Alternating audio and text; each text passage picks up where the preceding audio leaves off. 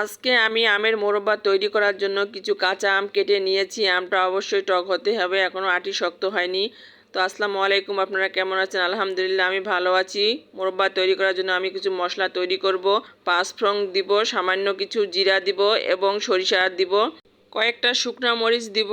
এবার সব মশলাগুলা একসঙ্গে করলাম। সব মশলাগুলা এবং মরিচগুলা আমি ভেজে নিব। ভাজার জন্য আমি চুলায় একটা কড়াই বসিয়ে দিলাম এবং মরিচটা আগে আদা ভাজা করে মশলাগুলা ঢেলে দিলাম। মশলা মরিচগুলা সব একসঙ্গেই ভেজে নামালাম। এবার আমি ব্লেন্ডারের সাহায্য নিব। ব্লেন্ডারে সব একসঙ্গে গুঁড়া করব। আপনারা পাটাও গুঁড়া করতে পারেন। গুঁড়া আমার হয়ে গেছে। ঢাকনা খুলে এবার দেখলাম খুব সুন্দর গুঁড়া হয়েছে। তো আমি আমগুলার ছাল সহ 4 ফালি করে কেটে রেখেছিলাম।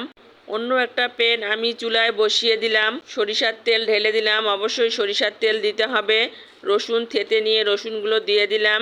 একটা তেজপাতা ছিঁড়ে দিলাম। 2টা শুকনা মরিচ দিয়ে দিলাম এবং গোটা পাঁচফোড়ন দিয়ে নাড়াচাড়া করে আমগুলো এবার ঢেলে দিব। সুন্দর মতো আমগুলো ঢেলে দিয়ে নাড়াচাড়া করতে হবে। সব উল্টাপাল্টা করে দিতে হবে। একটু লবণ দিয়ে দিলাম স্বাদ মতো, দিয়ে ঢেকে দিলাম। 5 মিনিট পর ঢাকনা তুলে দেখব সুন্দর একটা ফ্লেভার আসছে। এবং আমি আরও একটু ফ্লেভার সুন্দর করার জন্য 1 চামচ হলুদ গুঁড়া দিয়ে দিলাম এবং 1 চামচ মরিচের গুঁড়া দিয়ে দিলাম। নাড়াচাড়া করে তৈরি করে রাখা মশলার গুঁড়াটা এবার দিয়ে দিলাম।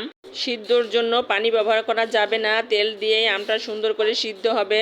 আমটা হাফ সিদ্ধ হয়ে আসলেই চিনি দিতে হবে। আপনারা যেরকম মিষ্টি খাবেন সেরকম চিনি দিবেন। চিনি দিয়ে নাড়াচাড়া করে 5 মিনিটের মধ্যেই মোরব্বা রেডি হয়ে যাবে। আমার মোরব্বা রেডি হয়ে গেছে, কালারটাও সুন্দর আসছে। এই মোরব্বা এখন খেলে বেশি মজা লাগবে না, তবে একদিন রেখে খেলে বেশ মজা লাগবে। আমার রেসিপিটা কেমন হলো জানাবেন। আজ এ পর্যন্তই। ভালো থাকেন, সুস্থ থাকেন। আল্লাহ হাফেজ।